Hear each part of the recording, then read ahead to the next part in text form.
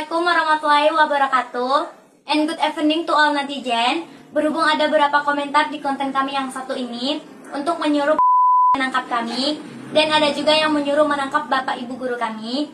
Melalui video ini kami beritahukan kepada yang komentar seperti yang kami sebutkan mengenai konten-konten kami itu tidak ada hubungannya dengan Bapak Ibu guru kami. Dan semua itu kami lakukan atas inisiatif kami sendiri. Dan adapun kalau di dalam konten-konten kami ada yang melanggar hukum, sebagai warga negara yang baik, kami siap untuk mempertanggungjawabkannya. Dan ini alamat kami. Dan mungkin juga Bapak sudah tahu ke alamat kami. Karena waktu itu pertama kali Pak datang menjemput untuk menginterogasi kami, katanya atas perintah Bapak. Dan di ijazah ini juga ada alamat kami. Ini ijazah asli, hasil kerja keras kami sendiri. Untuk mendapatkan ijazah ini di luar dari konten-konten kami, kadang kami ngamen, kadang kami cari barang bekas untuk kami jual, dan uangnya kami gunakan untuk biaya sekolah kami. Dan begitulah perjuangan kami untuk mendapatkan ijazah asli seperti ini.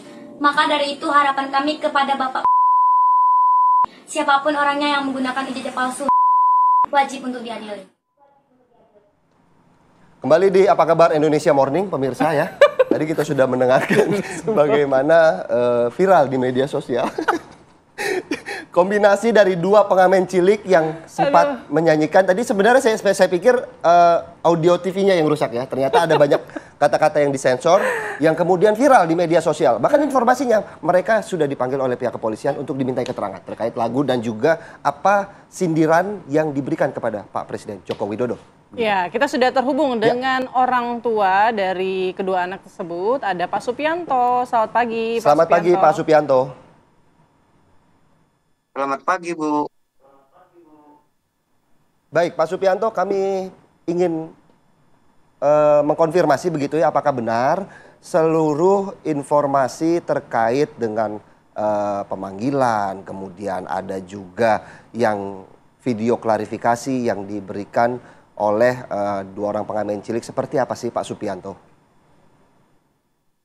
Waktu di apa itu, waktu lagu udah 2 tahun yang lalu gitu, Pak. Oke. Waktu didatangi Pak polisi itu udah 2 tahun yang lalu. Waktu itu lagu Kejamnya Ibu Tiri Lebih Kejam Pak Jokowi. Oh, bukan lagu yang kami tayangkan tadi ya, Pak? Kan.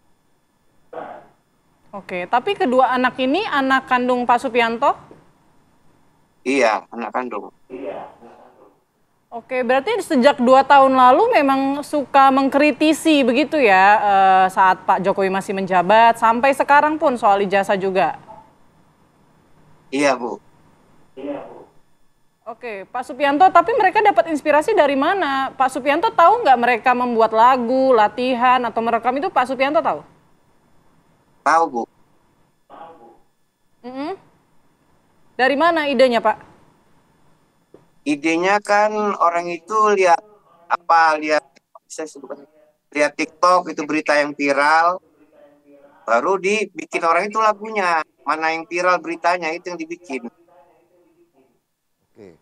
Sebelum menyanyikan kemudian viral di media sosial, apakah juga anak-anak ini memberitahukan kepada Pak Supianto bagaimana liriknya, kemudian bagaimana lagunya sebelum akhirnya dinyanyikan begitu oleh mereka? Oh, diberitahu juga. Kadang kalau pas lagi saya ada dibilang, oh ini viral Pak, kami bikin ya lagunya, ya suka tikdan lah, gitu aja saya bilang. Oke. Ada yang memerintahkan nggak Pak untuk membuat lagu seperti ini Pak? Gimana Pak? Ya, ada yang memerintahkan nggak untuk kemudian memberikan atau membuat lagu yang temanya cukup mengkritisi begitu? Ada, Pak. Oke. Pak, ini kan masih anak-anak ya, kok? Cuma apa Pak Supianto? Cuman gini, ya, cuman ada juga kan yang komen gitu kan, bikin lagu ini deh, gitu kan. Lagi viral beritanya, ya dibuat sama anak-anak ini. Umur berapa Pak ini kedua anak Bapak ini? Yang satu 12 tahun, yang nyanyi, yang pegang gitar 14 tahun.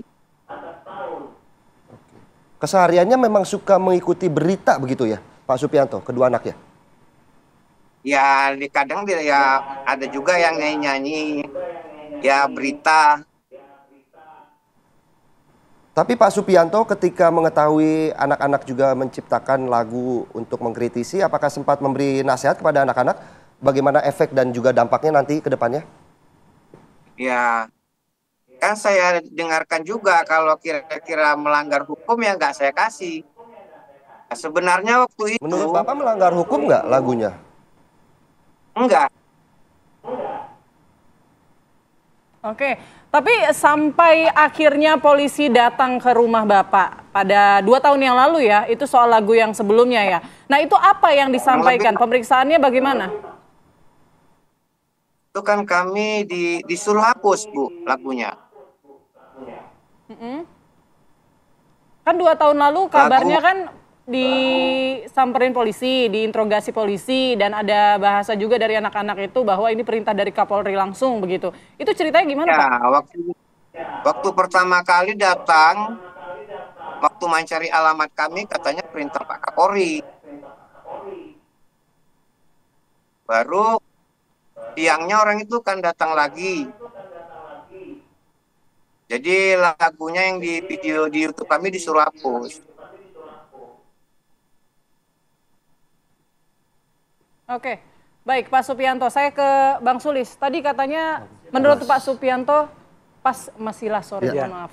Itu tadi kata Pak Supianto tidak melanggar hukum, makanya kemudian Pak Supianto tidak melarang begitu ya anaknya untuk membuat konten-konten seperti itu. Komentarnya gimana? Iya, kalau secara hukum sih memang kelihatan memang tidak ada yang dilanggar di situ. Tetapi kan ini anak-anak kan masih kecil ya. Dan semua anak sekarang ini yang punya gadget itu kan dia bisa mengakses informasi dari mana saja, yang negatif, yang positif, semuanya bisa didapatkan melalui gadget itu, ya. Nah, ketika gadget itu menyajikan sesuatu yang negatif, yang ditangkap dia adalah sesuatu yang negatif, tanpa memverifikasi sekalipun, itu yang dia ambil, itu yang dia sampaikan. Nah, tadi kan disebutkan bahwa lagu ini dibuat karena ada trennya soal ijazah Jokowi ini, ya, ada trennya sehingga itu coba dibuat lagunya. Menurut saya, ini karena informasi yang disampaikan ke publik, walaupun itu tidak benar, walaupun itu belum sesuatu yang secara legal atau benar-benar itu sebuah keputusan pengadilan yang terverifikasi, tetapi karena itu direplikasi, disebarkan terus-menerus, sehingga yang ditangkap anak itu tanpa ada informasi yang benar, harus diverifikasi, harus divalidasi. Tanpa filter lah gitu ya. Begitu. Oke, saya kembali ke Pak Supianto. Pak Supianto, saya mau menanyakan lagi nih soal 2 tahun lalu, itu polisi datang menegurkah atau tujuannya apa ini? Tujuannya mensuruh hapus lagu kami. Oke. Alasannya dikasih tahu apakah melanggar hukum atau enggak? Tidak. Ya, kayak mana ya Bu ya? Ya yang jelas orang itu suruh hapus lah itu lagu itu. Tapi kan menurut Pak Supianto juga apa yang dijanjikan kan tidak salah begitu ya, tidak melanggar hukum. Kenapa mau Pak kalau memang diminta untuk dihapus? Itu kan supaya jangan jadi ada pro dan kontra. Lagi itu waktu itu kan saya kerja di sekolahan. Jadi ya yang namanya kayak mana ya? Baik.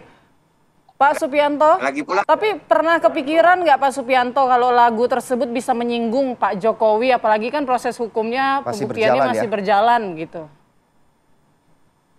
ya kami waktu itu pun saya diapain, saya bilang ya saya bertanggung jawab.